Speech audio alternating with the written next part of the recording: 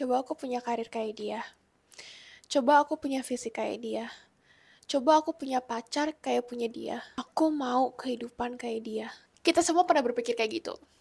Mungkin teman kamu udah anniversary sama pacar atau suaminya, sedangkan kamu masih nunggu orang yang tepat. Mungkin saudara kamu udah bisa ngasih duit sekian juta, sedangkan kamu dapat interview aja belum. Atau kamu lihat cewek cantik di sosial media yang kerjaannya tuh jalan-jalan terus, punya karir yang ideal, punya suami yang baik. Terus kamu lihat kehidupan kamu sekarang.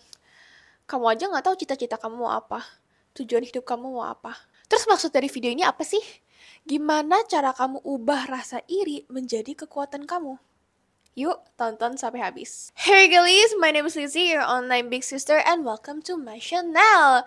Di video sebelumnya, aku ada bahas untuk kamu yang gak punya teman atau jomblo, gak punya pacar. Di video itu aku ada bahas soal era sendiri, dan bagaimana era sendiri kamu ini bisa menjadi sesuatu yang positif. Tapi justru era sendiri kamu ini tuh masa-masa dimana kamu rawan sekali merasa iri dengan kehidupan orang lain. Maka dari itu, di video ini kita akan bahas lebih detail lagi, lebih rinci lagi. Apa itu iri dengki? Miskonsepsi soal iri dengki. Dan tentunya aku akan kasih tahu kamu rahasia. Bagaimana cara kamu bisa mengubah rasa iri dengki itu menjadi kekuatan kamu. Warning, kadang kata-kata aku tajam. Anyways, apa itu iri dengki? Iri dengki adalah emosional yang muncul ketika seseorang merasa terancam karena pencapaian, kesuksesan, atau kondisi hidup orang lain. Iri dengki bisa muncul karena seseorang merasa adanya ketidakadilan atau perbandingan. Miskonsepsi soal iri dengki. Banyak yang salah ngira kalau kamu iri dengki berarti kamu lemah. Tapi nggak gitu. Kamu 1000% bohong kalau kamu bilang kamu nggak pernah banding-bandingin kamu dengan orang lain. Kita jujur-jujuran aja di sini. Dari SD pun, setiap kali ulangan keluar kamu langsung nanya, kamu dapat berapa? Kamu dapat berapa? Atau biasa guru bisa aja pilih kasih dengan murid yang berprestasi dan dengan murid yang kurang berprestasi. Bahkan di lingkungan rumah pun kamu bisa dibanding-bandingin sama kakak kamu atau adik kamu. Kamu nurut dong kayak adik kamu. Gimana gak kesel?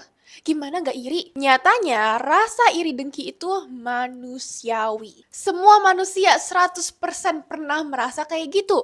Apakah itu artinya kamu lemah? Tidak. Tapi, kalau muncul rasa iri di hati kamu, itu berartinya ada keinginan kamu yang belum terpenuhi. Dan tentunya itu normal. Semua manusia pasti punya keinginan.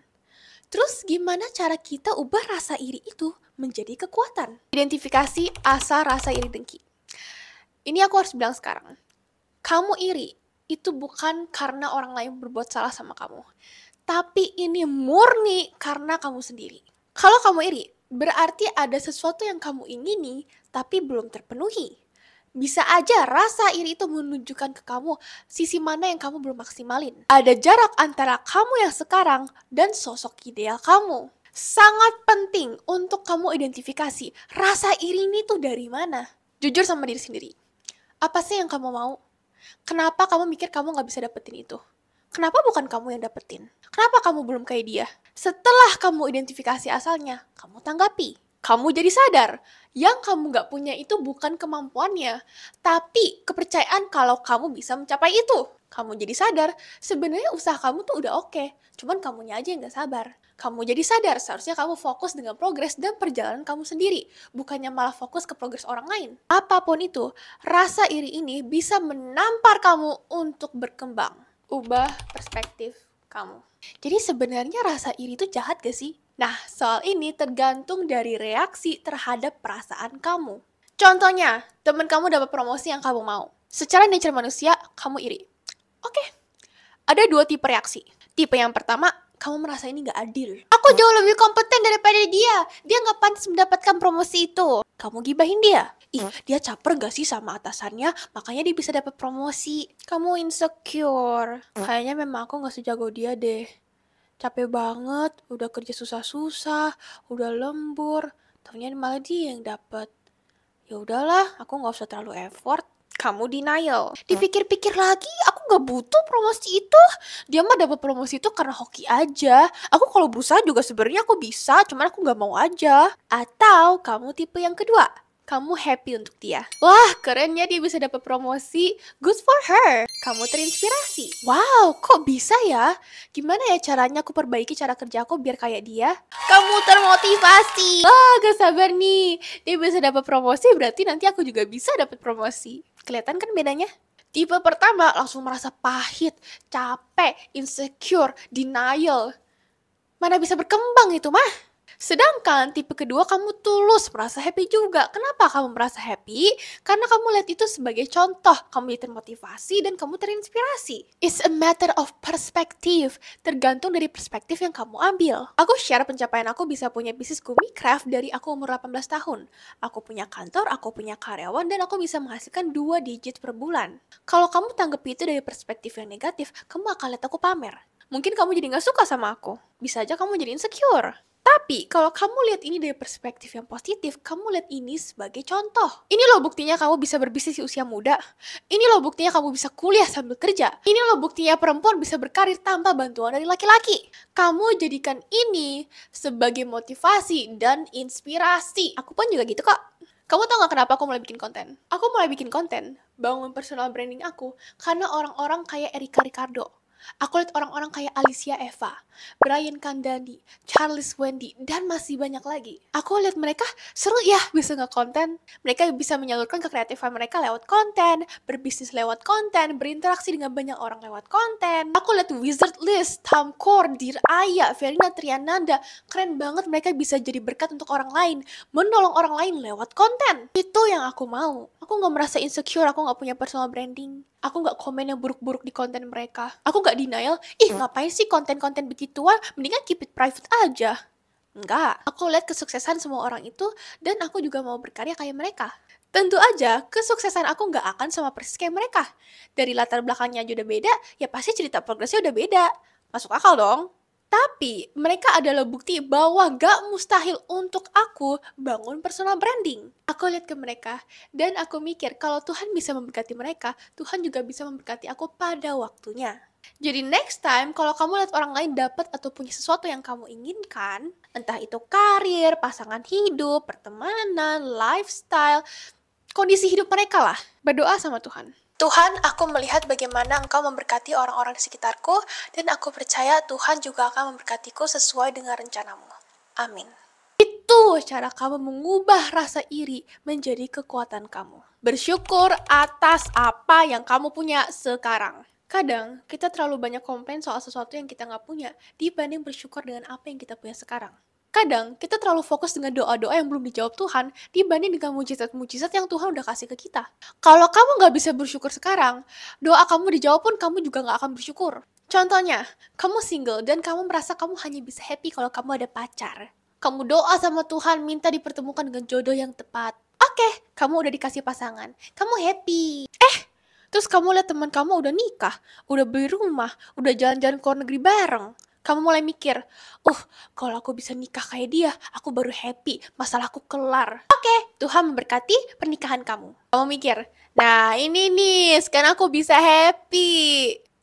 Sekarang kamu lihat teman kamu udah punya anak, bangun keluarga, punya rumah lebih gede. Dan lagi-lagi kamu merasa gak puas. Siklus itu terulang-ulang. Mungkin setelah kamu punya anak, kamu jadi iri sama orang yang bebas finansial, yang kehidupannya mewah, dan kamu berpikir lagi, kalau aku punya apa yang dia punya, pasti aku bahagia.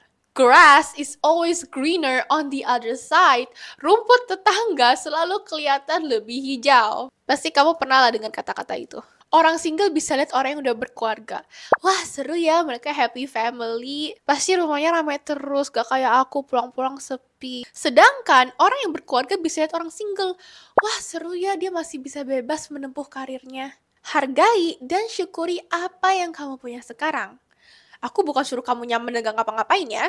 Orang miskin yang nyaman akan tetap miskin. Aku bersyukur aku punya bisnis, tapi bukan berarti aku gak bergerak lagi menjalankan kehendak Tuhan. Tapi, aku mau kamu bersyukur dengan apa yang kamu punya sekarang. Pekerjaan kamu, harta kamu, keluarga kamu, kesehatan kamu, itu semua adalah berkat dari Tuhan. Berterima kasihlah pada Tuhan. Alkitab pun juga bilang, hati yang bersyukur akan mendatangkan berkat yang melimpah. Jangan bandingkan yang di luar dengan yang di dalam. Sosmed tuh kayak reality yang udah diedit. Kamu lihat story orang di IG. Wah, seru ya dia punya pencapaian akademik, dia sering banget ke luar negeri setiap tahun, penampilannya selalu cantik, dia sering ke acara yang seru-seru, di setiap foto atau videonya pasti dia selalu happy, senyumnya lebar. Sedangkan kamu lihat kehidupan kamu sendiri.